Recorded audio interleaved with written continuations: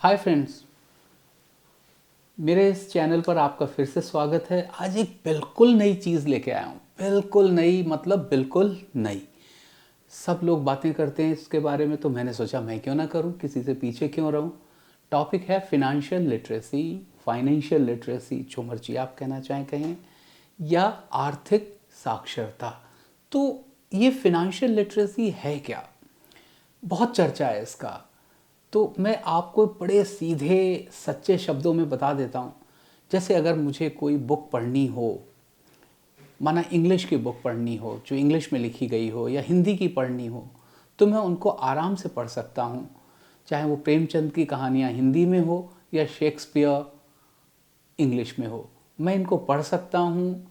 इनके जो लेखक हैं उनकी तह तक पहुँच सकता हूँ, उनके मन में क्या था, क्या कहना चाहते थे, उसका आनंद ले सकता हूँ, उसको अपनी लाइफ में उतार सकता हूँ। और तो और दूसरों को भी उन कहानियों के या उन नाटकों के बारे में बता सकता हूँ, क्योंकि मैं लिटरेट हूँ इन दो लैंग्वेजेस में। लेकिन अगर कोई बुक स्पेनिश में लिखी हो या चाइनीज़ या जापानीज़ भाषा में लिखी हो, तो मेरे लिए पॉसिबल नहीं होगा, क्योंकि मेरी लिटरेसी उन भाषाओं में नहीं है। तो फिनेंशियल लिटरेसी का भी यही मतलब होता है कि क्या आपको अर्थ जगत की, पैसों की भाषा आती है। तो अगर आपको पैसों की भाषा आती है तो उसका सबसे बड़ा सबूत ये होना चाहिए कि पैसे आपके बढ़ रहे हैं। अगर आप पैसों की वजह से तकलीफ़ में हैं, अगर आपको ये नहीं पता होता कि आप पैसे कैसे बचाएं, आप बचाते हैं लेकिन अच्छे से नहीं बचा पाते, उस पर रिटर्न्स आपको नहीं आते, आपका बिजनेस फल फूल नहीं रहा है क्योंकि आपको नहीं पता कि मदद कहाँ से लेनी है, तो इसका मतलब है आप में साक्षरता की कमी है। और इस साक्षरता को कहते हैं आर्थिक साक्षरता। यहाँ यानी कि यहाँ पर आप फिनेंशियली लिटरेट नहीं हैं। तो फाइनेंशियल लिटरेसी का मतलब ये हो गया कि आपको पैसे कमाना आना चाहिए, आपको पैसे बचाना आना चाहिए, आपको उन पैसों को प्रोटेक्ट करना आना चाहिए, और आपको उन पैसों को इन्वेस्ट करके फलता फूलता देखना आना चाहिए। तो चार हिस्से हो गए इसके। कमाना, अब देखिए आप कहेंगे भाई कमाना, इसमें फिनेंशियल लिटरेसी कहाँ से आ गई? जो मुझे पैसे तनख्वाह मिल रही है वो तो वही तनख्वाह मिलेगी। मैं यहाँ पे थोड़ा सा आपकी बात को काटना चाहूँगा और इम्प्रूव कराना चाहूँगा। आप जिस लायक हैं, आपकी स्किल्स क्या आपको वो कमा के दे रही हैं?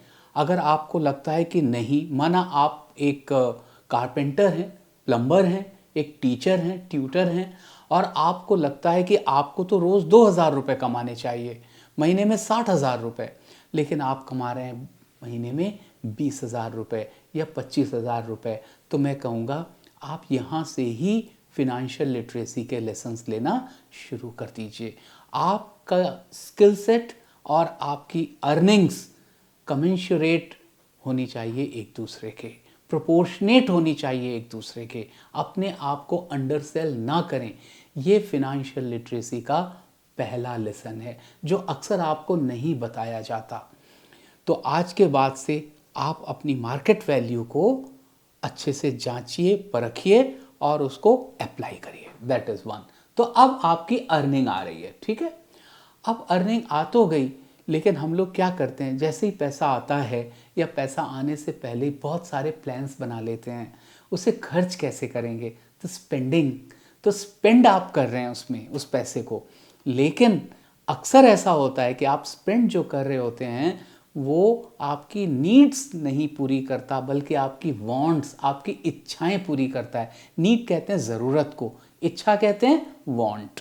तो आप अक्सर अपने अच्छे पैसे आप अपनी वांट्स को, इच्छाओं को पूरा करने में लगाते हैं। मैं एक छोटा सा एग्जांपल दूंगा।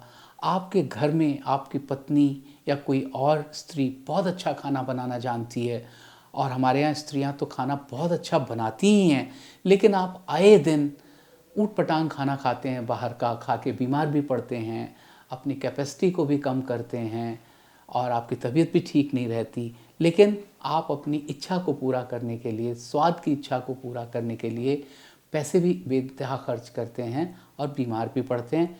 तो ये एक अच्छी स्पेंडिंग नहीं हुई, यहाँ पे पैसे बचा सकते हैं। तो मैं ये कहना चाहूँगा कि स्पेंड करें लेकिन नीड्स के ऊपर, वांट्स के ऊपर नहीं।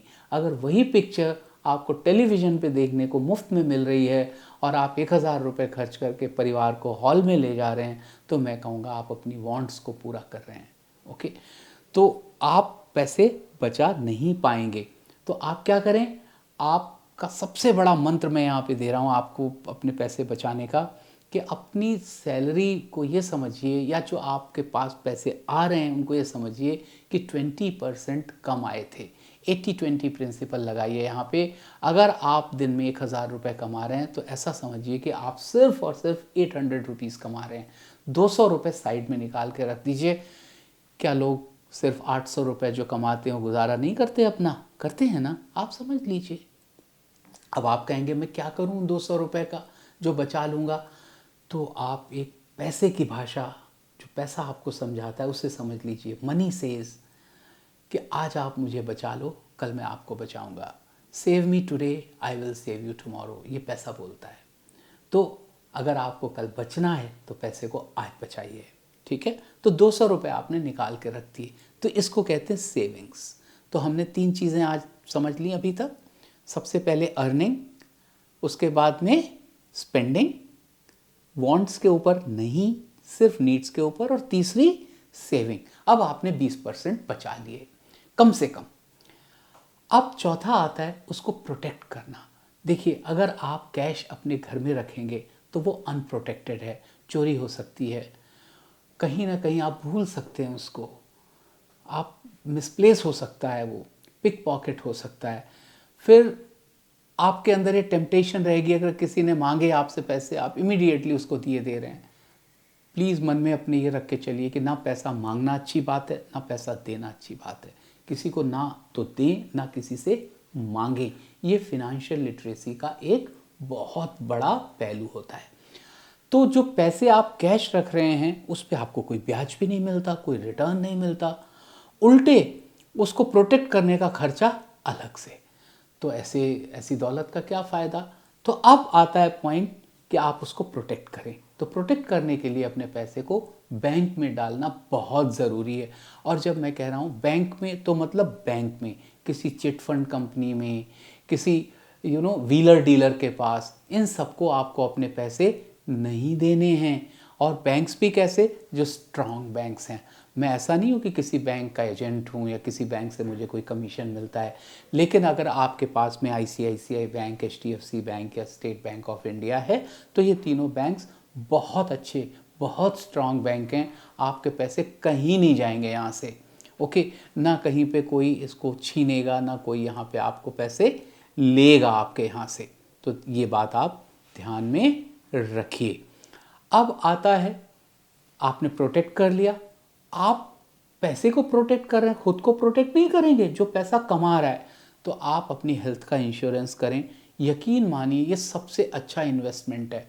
आपके पैसे का सबसे अच्छा इस्तेमाल है अपने पैसे को इंश्योर्ड रखना, पैसे कमाने वाले को इंश्योर्ड रखना। पैसे को तो इंश्योर कर लिया बैंक में डाल के, खुद का इंश्योरेंस, तो जनरल इंश्योरेंस में अपना इंश्योरेंस कराना, सबसे सस्ता इंश्योरेंस कराना ना भूलें।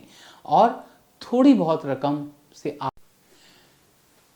प्रोटेक्शन ऑफ द पर्सन जो उस पैसे को कमा रहा है। अगर माना आपके यहाँ 2 लोग हैं जो पैसा कमा रहे हैं, उन दोनों का हेल्थ इंश्योरेंस होना, उन दोनों का लाइफ इंश्योरेंस होना बहुत ज़रूरी है। ये चीज़ आप हमेशा ध्यान में रखें। एक छोटी सी रकम, एक छोटा सा पोर्शन अपने पैसों का अपनी लाइफ के और अपने गुड्स के इंश्योरेंस के लिए ज़रूर रखें, ओके। अब आता है कि पैसा आप प्रोटेक्ट तो कर गए, इन्वेस्ट नहीं कर रहे हैं, आप सेविंग्स बैंक में रख रहे हैं। और रख कैसे रहे हैं, 3%, 3.5% पे रख रहे हैं।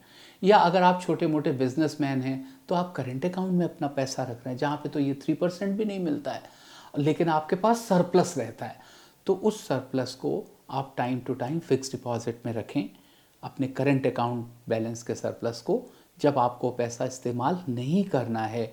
और सेविंग्स बैंक में अगर आपके पास पैसा पड़ा हुआ है तो फिक्स डिपॉजिट से भी अच्छा है कि आप उसे या तो डायरेक्टली शेयर मार्केट में कुछ एक या दो अच्छी कंपनीज़ में डालें, ऐसी कंपनीज़ में जो प्रोफेशनल्स के द्वारा रन की जाती हैं। मैं यहाँ पर कोई स्टॉक मार्केट की टिप्स बताने नहीं बैठा हूँ, लेकिन मैं इतना जानता हूँ कि अगर आपका पैसा कहीं प्रोटेक्टेड रहेगा स्टॉक मार्केट में तो उन कंपनीज़ में रहेगा जो प्रोफेशनल्स के द्वारा चलाई जाती हैं, ना कि जो बिल्कुल इंडिविजुअल्स के विम्स एंड फैंसीज पे, उनके डिसीजंस पे रहती हैं जो प्रोमोटर्स हैं। प्रोमोटर ड्रिवन कंपनी से प्रोफेशनल ड्रिवन कंपनी हमेशा आपको बेहतर रिटर्न्स देती हैं। ओके, और अगर माना आप चाहते हैं कि नहीं ये डिसीजन आपके बिहाफ पे कोई और ले ले, बहुत अच्छा है, तो आप म्यूचुअल फंड में पैसा डाल सकते हैं। अगर उससे भी कम पैसा है आपके पास तो आप सिस्टेमिक इन्वेस्टमेंट प्लान या SIP में 500 रुपये से भी शुरू कर सकते हैं। मैं चाहता हूं कि अगर आपकी तनख्वाह या इनकम 40 से 50 हज़ार रुपये है तो आप आराम से 5,000 रुपये हर महीने इस तरह से सेव कर सकते हैं और करीब 1,000 रुपीज़ अपना इंश्योरेंस की तरफ दे सकते हैं। इन दोनों से आपको बहुत फ़ायदा होगा। अगर आपको ये सारी चीज़ें आती हैं लेकिन आपको ये नहीं आता कि लोन्स कैसे लिए जाते हैं तो भी आप फिनेंशियली लिटरेट नहीं हैं। लोन, आपका क्रेडिट कार्ड सबसे बड़ा लोन होता है, तो आप क्रेडिट कार्ड का कम से कम इस्तेमाल करें। अपनी वांट्स के लिए तो बिल्कुल ही नहीं, क्योंकि जनरली क्रेडिट कार्ड का इस्तेमाल अपनी वांट्स को, अपनी इच्छाओं को पूरा करने के लिए किया जाता है। ज़रूरतों को पूरा करने के लिए डेबिट कार्ड होता है। तो आप डेबिट कार्ड का इस्तेमाल करें अपने अकाउंट में, क्रेडिट कार्ड का कम से कम करें, जब तक ज़रूरत ना हो। करें तो ऐसी चीज़ के लिए करें जो आपको रिटर्न दे, जो आपको कुछ वापस पैसे दे, ना कि जो कंज्यूम हो जाए totally. Okay, that is one. और सेकेंडली आपको आना चाहिए कि अगर आपका छोटा सा व्यापार है, बिजनेस है, या अगर आप अपना छोटा सा घर खरीदना चाह रहे हैं और रेंट के पैसे बचाना चाह रहे हैं, कैपिटल एप्रिसिएशन चाह रहे हैं, तो आप होम लोन के लिए जाना चाह रहे हैं, तो आपको पता होना चाहिए कि होम लोन के लिए कहाँ पे जाना है। अगेन, ये 3 बड़े बैंक्स आपके साथ हमेशा खड़े रहेंगे, अच्छी सुविधाएं देंगे आपको, अच्छे से आपको हैंडल करेंगे, क्योंकि तीनों ही प्रोफेशनली रन बैंक हैं।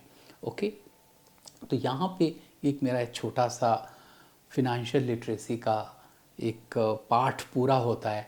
उम्मीद है आपको पसंद आया होगा। अगर पसंद आया हो तो औरों से बिल्कुल शेयर करें आप इसको, क्योंकि ये सबके लिए है, ना कि सिर्फ आपके लिए। Thank you very much. See you later, see you soon.